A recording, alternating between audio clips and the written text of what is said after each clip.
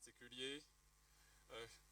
Très heureux d'être à Chauvel ce matin, vraiment, parce que Sandra me dit oui, mais ça fait un moment que tu n'es pas venu à Chauvel, tu vas un peu, voilà. À 77 églises et groupes en Guadeloupe, oui. Mais c'est une vraie bénédiction d'être avec vous et d'adorer le Seigneur avec vous ici ce matin. J'ai eu le plaisir, et merci à la directrice de l'école du sabbat, de partager la leçon, hein, placer cette leçon dans le contexte de la mission, parce que c'est cela qui est important, et puis être avec vous au culte pour adorer notre Dieu. Juste avant, je vais dire deux choses. La première, dire merci à l'Église.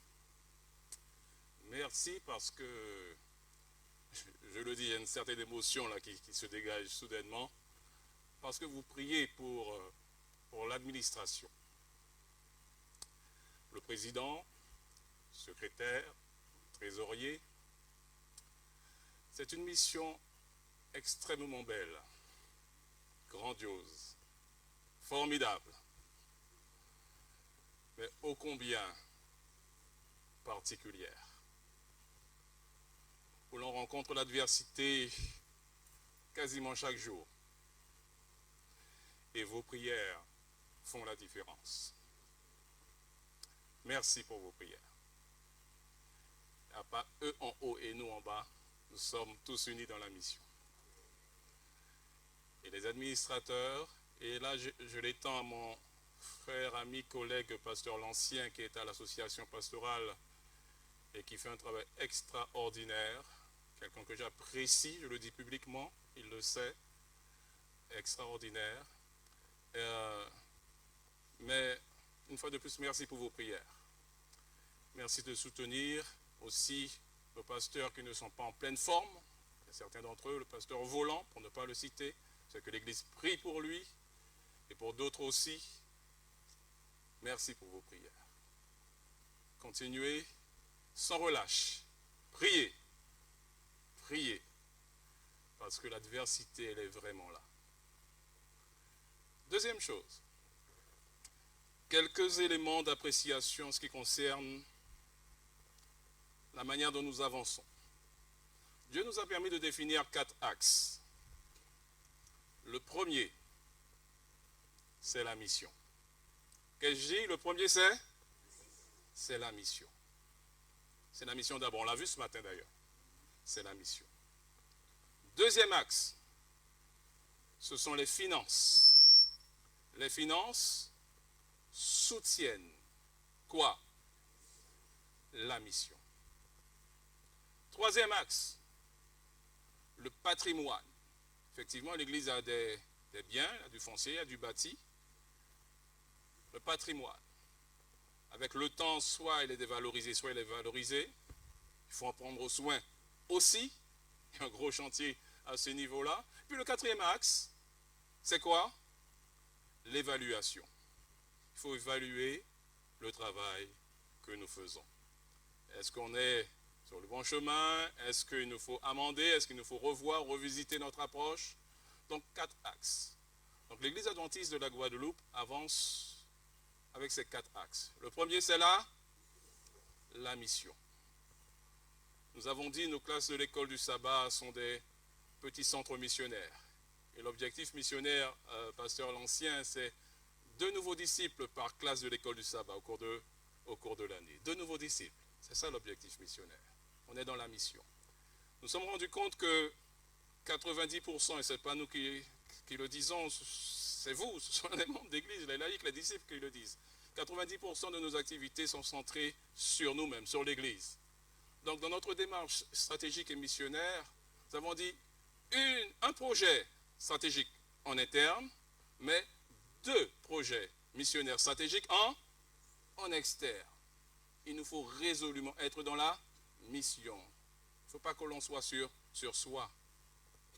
Donc ça, c'est dans le cadre de l'axe mission. Et puis l'église ouverte, ce projet d'église ouverte dont vous avez entendu parler une fois par semaine, que l'église soit ouverte pour accueillir cette population qui a besoin d'écoute, qui a besoin de parler, qui a besoin de prier.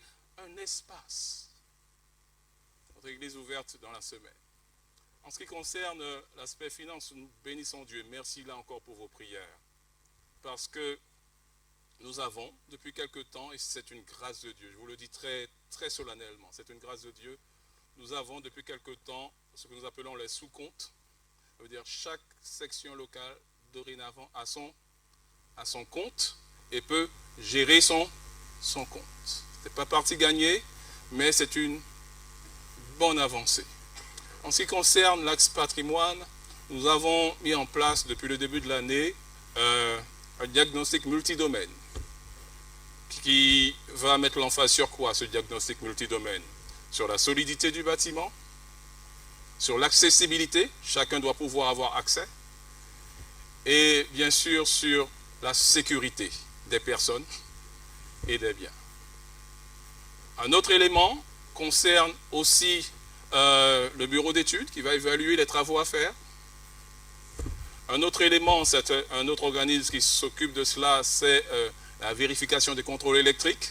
Nous sommes dans le domaine, dans l'axe patrimoine. Bien sûr, les inspecteurs, bien sûr, défibrillateurs.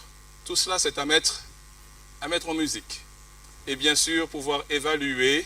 À un moment donné, il y a une équipe compétente et de professionnels qui vont s'en charger, recenser et évaluer l'ensemble du patrimoine de l'Église, l'axe patrimoine. Et nous allons évaluer cela au fil de l'eau, bien sûr, en échangeant avec vous pour que vous voyez, que vous compreniez dans quelle direction nous allons. Donc, 4 axes. Le premier, la mission. Deuxième, finance. Troisième. Et quatrième, évaluation. Que Dieu nous aide vraiment à avancer dans cette direction. Et une fois de plus, merci pour vos prières. Le pasteur, l'ancien, je pense qu'il a été inspiré. Il a lu Marc 1er, verset 1 à 12. C'est très intéressant parce que quelque part, ça introduit le ministère de Jésus. Après son baptême, il a été conduit par l'Esprit dans le désert et après, il a commencé son ministère. Tu ne peux pas commencer ton ministère juste comme ça parce qu'on t'a dit d'aller. Il faut prendre le temps d'avoir ton tête-à-tête et ton cœur à cœur avec Dieu. Laisser Dieu te parler, te pousser et t'amener là où tu dois aller. Conduit par l'Esprit. Merci, pasteur. Et on va voir ce qui s'est passé à partir du chapitre 2, les versets 1 à 12, la manière dont l'Esprit conduit Christ et ce qui se passe. Nous allons rapidement analyser cette dynamique qu'il y a dans le chapitre 2 de l'Évangile selon saint Marc. Quelques jours après, Jésus revint à Capernaum. On apprit qu'il était à la maison. Et il s'assembla un si grand nombre de personnes que l'espace devant la porte ne pouvait plus les contenir. Il leur annonçait quoi? Allô, allô? La parole. Des gens vinrent à lui, amenant un paralytique porté par 4 hommes. Comme ils ne pouvaient l'aborder à cause de la foule, ils découvrirent le toit de la maison où il était, et ils descendirent par cette ouverture le lit sur lequel le paralytique était couché. Jésus, voyant leur foi, dit au paralytique, « Mon enfant, tes péchés sont pardonnés. » Il y avait là quelques scribes qui étaient assis et qui se disaient au-dedans d'eux, « Comment cet homme parle-t-il ainsi? Il blasphème. Qui peut pardonner les péchés si ce n'est Dieu seul? » Jésus, ayant aussitôt connu par son esprit ce qu'ils pensaient au-dedans d'eux, leur dit, « Pourquoi avez-vous de telles pensées dans vos cœurs? Lequel est le plus aisé, de dire au paralytique, tes péchés sont pardonnés, ou de dire, lève-toi, prends ton lit et marche? Or, afin que vous sachiez que le Fils de l'homme a sur la terre le pouvoir de pardonner les péchés, je te l'ordonne, dit-il au paralytique, lève-toi, prends ton lit et va dans ta maison. Et à l'instant, il se leva, prit son lit et sortit en présence de tout le monde, de sorte qu'ils étaient tous dans l'étonnement et glorifiaient Dieu, disant, nous n'avons jamais rien vu de pareil. Prions. Éternel, bon Père, une fois de plus, éclaire-nous alors que nous sondons ta parole et parle et transforme-nous, je te prie au nom de Jésus. Amen. Quels sont les protagonistes de cette histoire? On parle de qui? Quels sont les différents acteurs? De Jésus et de ses disciples, effectivement. De qui d'autre? du paralytique, ok, d'accord. De qui d'autre? Des 4 hommes qui le portaient, c'est important. De qui d'autre? De la foule. Et de qui d'autre? Des chefs de religieux. Ouais, on les retrouve comme par hasard. On les retrouve, ils sont partout. Mais intéressons-nous d'abord au paralytique. Il ne peut manifestement, à cause de son handicap, il ne peut pas se déplacer. Il ne peut pas aller à la rencontre de Jésus. Il aurait voulu certainement, mais il ne peut pas le faire de lui-même. Il y a des personnes comme ça qui veulent aller à Jésus, mais elles ne savent pas comment faire. Elles ne sont pas peut-être équipées pour le faire. Et ne voilà-t-il pas que 4 hommes, 4 personnes. J'ai vu nos frères diacres accueillir nos amis et frères à l'entrée tout à l'heure, les accompagnants. J'aime bien penser à ces 4 hommes-là comme 4 diacres, qui eux aussi, ils savent qu'il faut écouter Jésus, mais ils sont conscients que la mission consiste à aller vers ceux qui souhaitent rencontrer Jésus, mais qui ne le peuvent pas, qui ne savent pas comment faire, ou qui ont une difficulté quelconque. Donc ils vont à sa rencontre. Et ils sont 4. On a l'impression que chacun prend un côté. Nous sommes d'accord? Il le porte sur l'épaule. Enfin, moi je l'imagine. Chacun utilise son imagination. Mais il porte sur l'épaule. Et ils avancent. Marchent-ils vite ou lentement? Le texte ne le dit pas.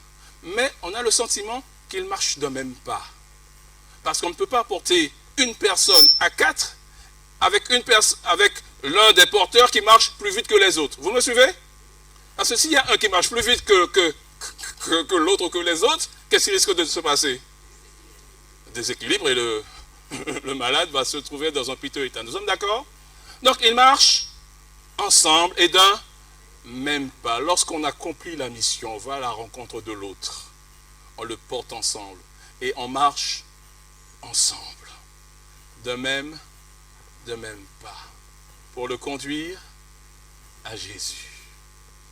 On ne peut pas accomplir la mission sortant à la rencontre de l'autre si on ne s'est pas mis d'accord, si on n'est pas unis, si on n'est pas ensemble, si on ne partage pas ce même amour de l'autre, pour l'autre.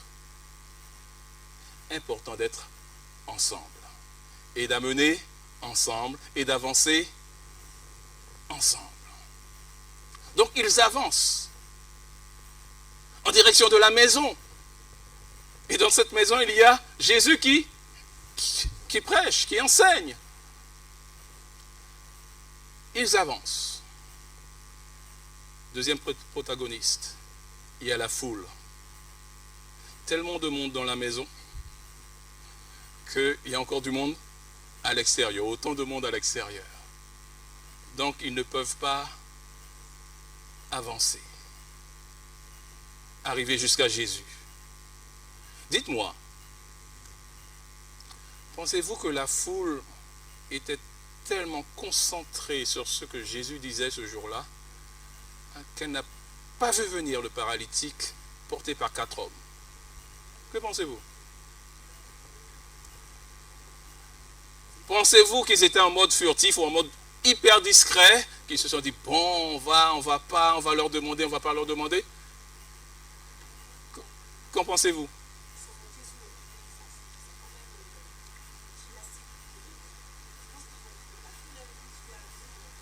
Je pense que la foule l'a vu. D'accord. Que pensez-vous?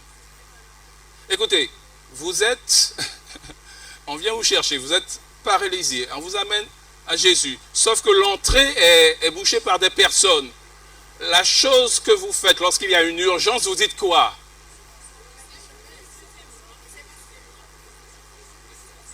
Excusez-moi, laissez.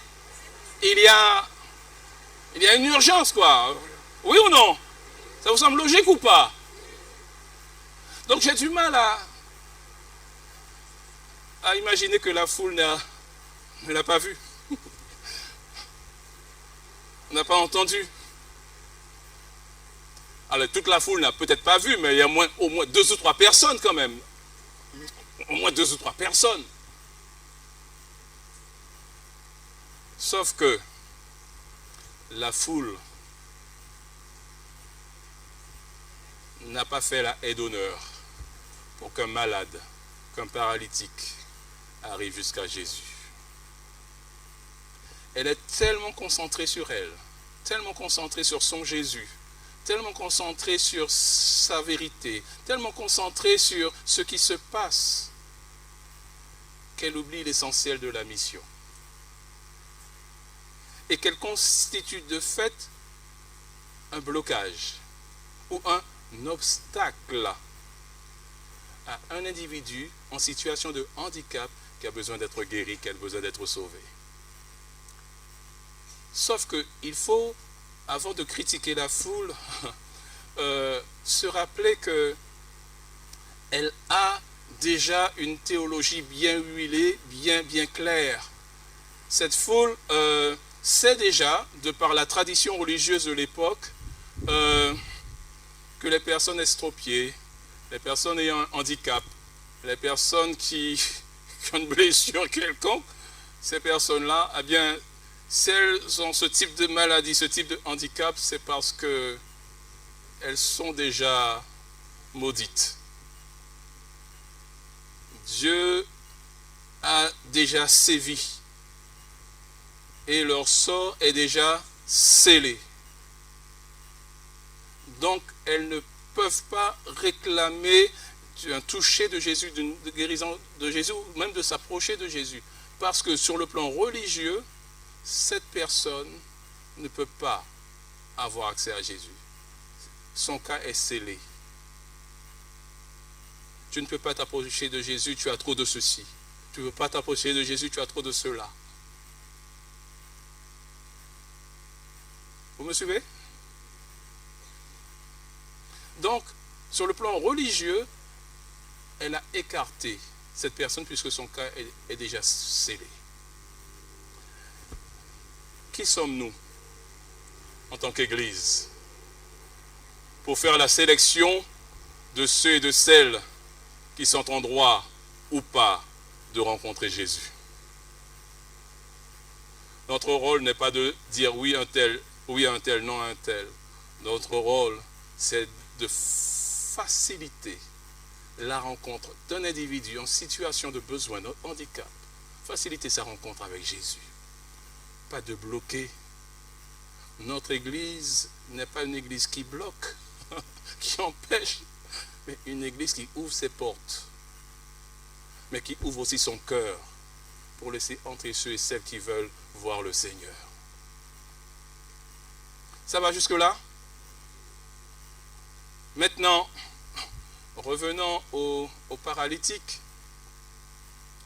Ne pouvant pas entrer par la porte, ils ont trouvé une astuce. Ils sont passés par le toit. Ce que je veux dire ce matin, chers frères et sœurs, c'est que rien ni personne ne doit t'empêcher de rencontrer Jésus. Ne viens pas me dire que c'est à cause de l'Église que je n'ai pas pu rencontrer Jésus. Ne viens pas me dire que c'est à cause des pasteurs, des administrateurs que je n'ai pas pu rencontrer Jésus. Ne viens pas me dire, oui, mais ils étaient entre eux et j'ai demandé, j'ai insisté. Que rien ni personne ne t'empêche de rencontrer Jésus. Ne viens pas me donner cette excuse-là. Parce que lorsque tu veux rencontrer Jésus, tout est possible.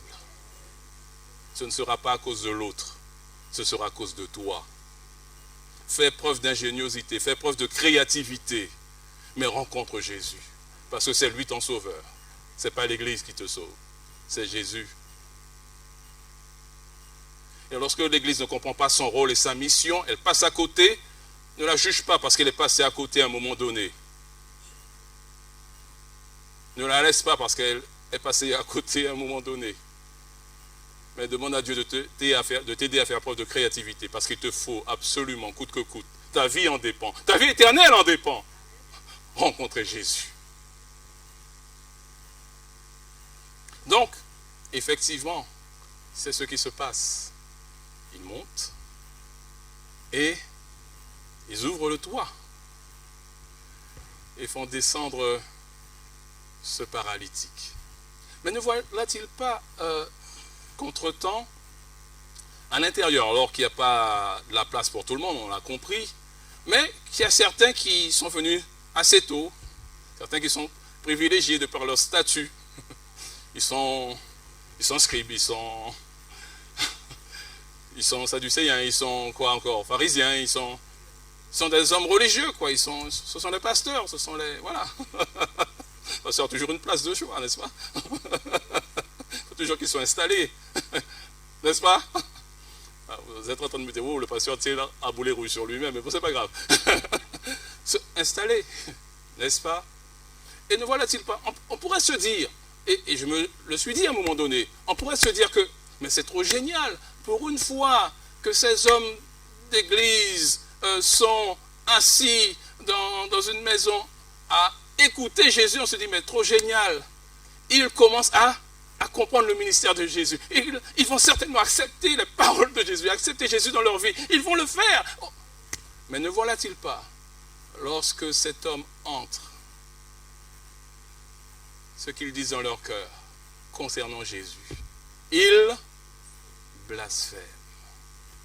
Je peux être à l'intérieur de l'église à écouter les sermons sur Jésus sans recevoir Jésus, sans comprendre la mission de Jésus, sans comprendre l'amour de Jésus pour l'autre. Il ne fait exception de personne. Et garder dans mon cœur cette haine, tout ce qui est négatif, qui m'empêche d'être vraiment connecté à Jésus. Donc ma présence dans l'église ne détermine pas ma relation avec Jésus. L'homme regarde à ce qui frappe les yeux, mais Jésus, lui, il regarde au cœur.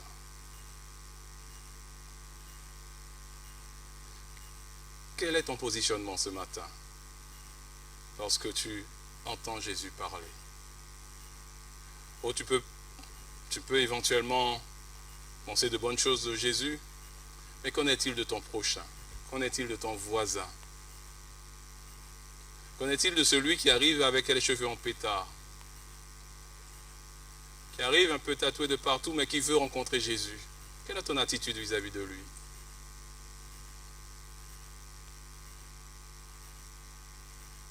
Mais ne voilà-t-il pas que le toit est découvert et il descend?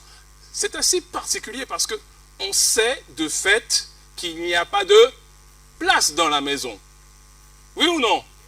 Il n'y a pas de place dans la maison. Et Jésus est en train de parler, en train de prêcher, il est en train d'enseigner. Il n'y a pas de place dans la maison. Mais ne voilà-t-il pas, on ne sait pas comment. Certains ont dû bouger manifestement. Mais le texte nous dit qu'il est descendu. Et là où il n'y avait pas de place, où il n'y avait pas d'espace, on lui a fait une place, on lui a créé un espace. Lorsque tu veux rencontrer Jésus, il y a toujours une place qui se libère pour toi. Il y a toujours un espace pour toi. Parce que tu as du prix aux yeux de Dieu. Et que tu comptes pour lui. Toujours une place pour toi. Et certains auraient pu se dire, mais Jésus est en train de prêcher. Il aurait pu dire, mais écoutez, je finis mon dernier point, parce que ce point-là, il est important que vous le compreniez, important que vous le compreniez, je m'occupe de lui dans un instant. Je termine ce point-là. Il faut que vous le compreniez. Et c'est surtout pour les pharisiens qui sont présents. Il me faut. Ce qui importe pour Jésus, c'est toi. Dans ta difficulté, dans ton infirmité, dans ta vulnérabilité, c'est toi. Donc il laisse ce qu'il fait pour s'occuper du paralytique. C'est toi qui es important. Ce n'est pas un message quelconque, c'est la personne qui est importante. Tu es important aux yeux de Dieu. Je suis venu te le dire ce matin. Tu es important aux yeux de Dieu. Il est prêt à laisser tout ce qu'il fait, parce que la priorité, une fois que tu viens, c'est toi. La priorité, c'est toi. La priorité, c'est toi. La priorité, c'est toi. Donc il laisse ce qu'il fait pour s'occuper de toi. Et ne voilà-t-il pas qu'il lui dit, ta foi est grande, ta foi est grande, tes péchés sont pardonnés, entre dans ta maison. Grâce au ministère de 4 hommes, un paralytique a rencontré Jésus, a été guéri par Jésus, a été sauvé par Jésus.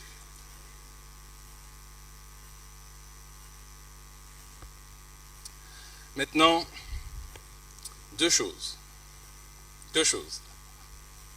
La première, notée dans le texte, il est dit quoi? Il entra dans la maison. Il entra dans la maison.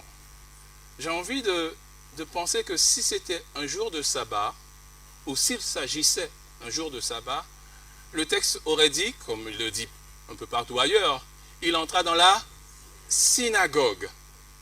Vous me suivez? Mais il dit dans la maison. Et ce qui est intéressant, c'est que on ne donne pas le nom du propriétaire de la maison. On ne donne pas le nom du propriétaire de la maison. Mais il entra dans la maison. Donc, si ce n'est pas dans la synagogue, ça pourrait dire que ce n'est pas un jour de sabbat. Et si ce n'est pas un jour de sabbat, c'est forcément un jour de la semaine. Ça veut dire que Jésus, il est prêt à entrer dans ta maison. Dans ta maison. Et lorsque Jésus est dans ta maison, il fait la différence.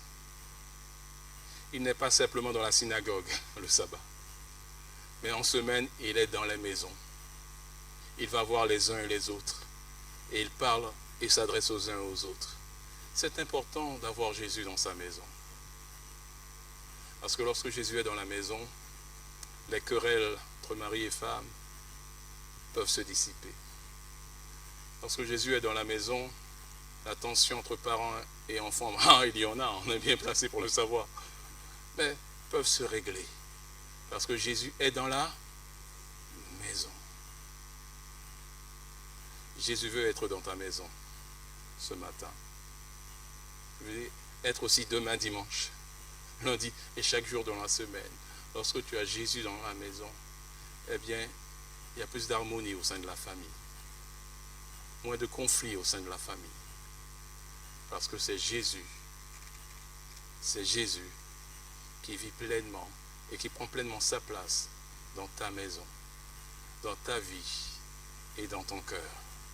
Tu ne peux pas passer la semaine sans avoir Jésus dans ta maison, sans avoir Jésus dans ta vie. C'est lui qui fait toute la différence. Invite-le dans ta maison aujourd'hui. Tu connais les problèmes que tu rencontres au niveau de ta famille, avec tes enfants, avec tes voisins, peu importe. Demande à Jésus de venir et de demeurer dans ta maison. Et puis un autre élément, chers frères et sœurs, je me suis posé la question, mais d'accord, la foule, elle était enthousiaste. On n'avait jamais vu ça avant. C'est incroyable. Ça sort de ce qu'on nous avait dit. Et Jésus guérit même les personnes dites mises de côté. Donc le salut est aussi pour elles. Donc un changement dans leur compréhension religieuse et théologique. Mais il y a une question qui m'est venue à l'esprit. Lorsque tout cela est fini, lorsque tout le monde est parti, qu'en est-il du toit?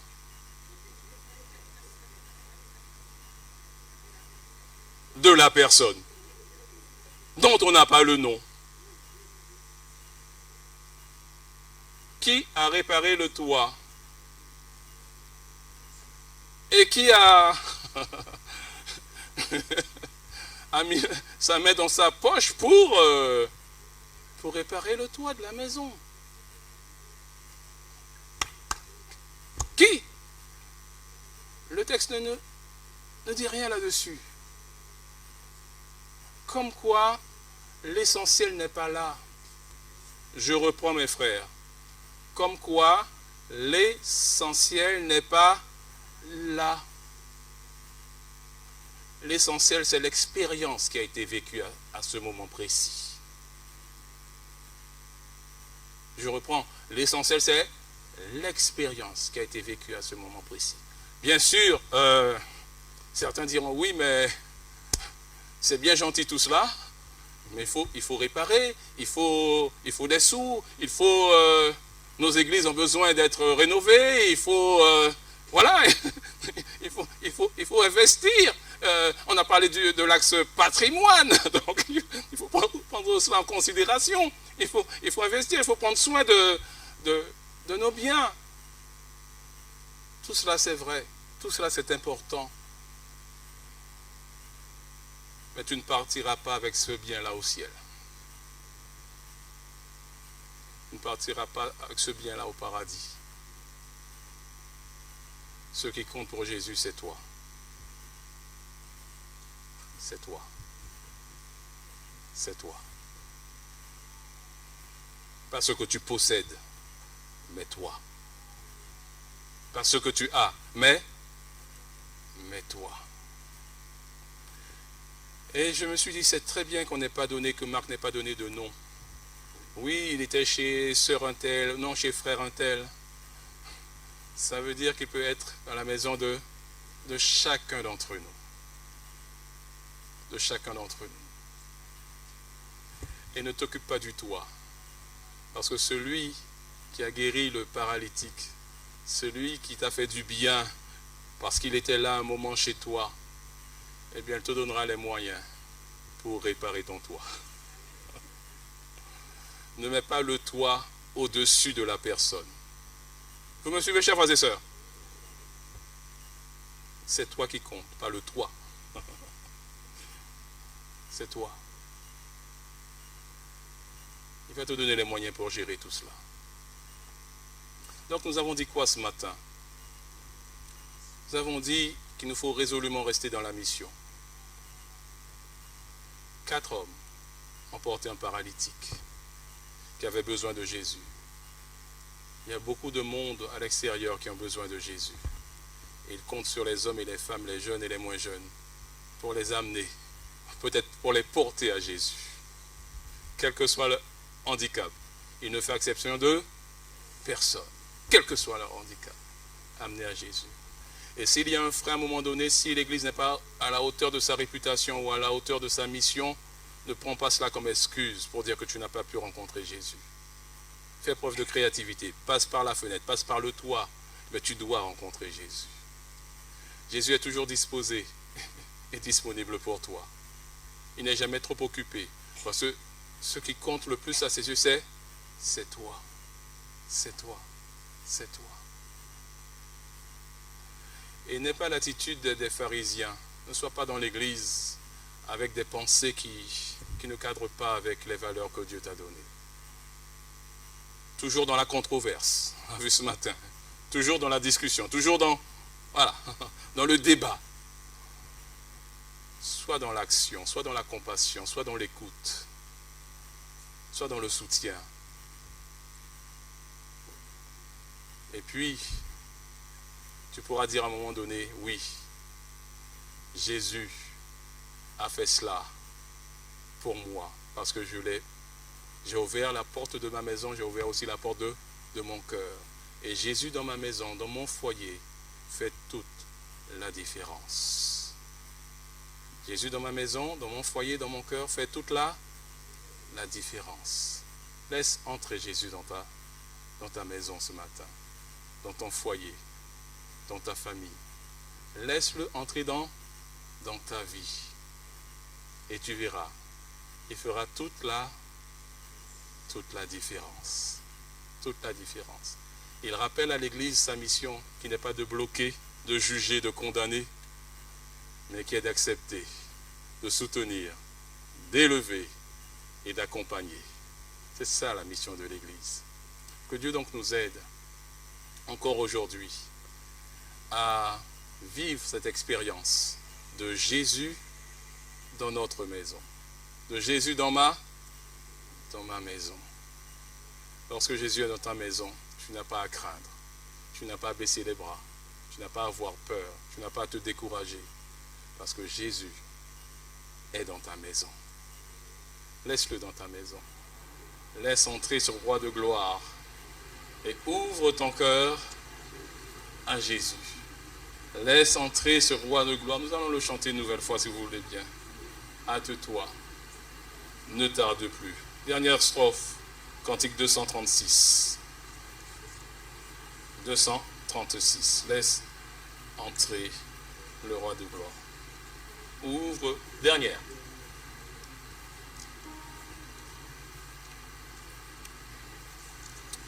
Nous allons le chanter debout pour ceux qui le souhaitent.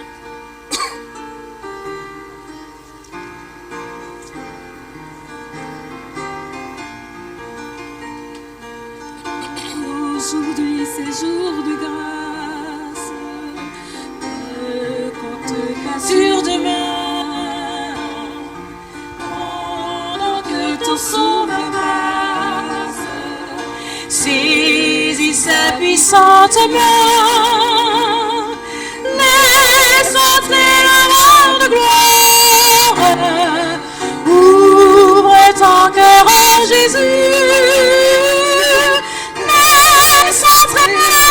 De gloire, hâte-toi, ne tarde plus. Jésus veut faire une nouvelle entrée triomphale dans ta vie ce matin. Je dis bien entrée triomphale. Ouvre ton cœur, reçois Jésus, laisse-le te transformer, te façonner, te modeler, et tu verras, ta vie ne sera plus la même.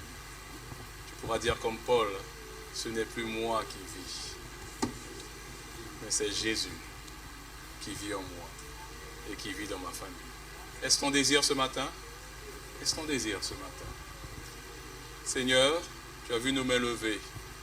Nous voulons individuellement, mais aussi collectivement, te demander de régner, de demeurer dans nos vies, dans nos foyers, dans nos maisons, afin qu'il y ait la paix à la maison, afin qu'il y ait l'amour à la maison, afin qu'il y ait le pardon à la maison, afin qu'il y ait la réconciliation à la maison, afin qu'il y ait la patience à la maison, afin qu'il y ait le salut et la guérison à la maison.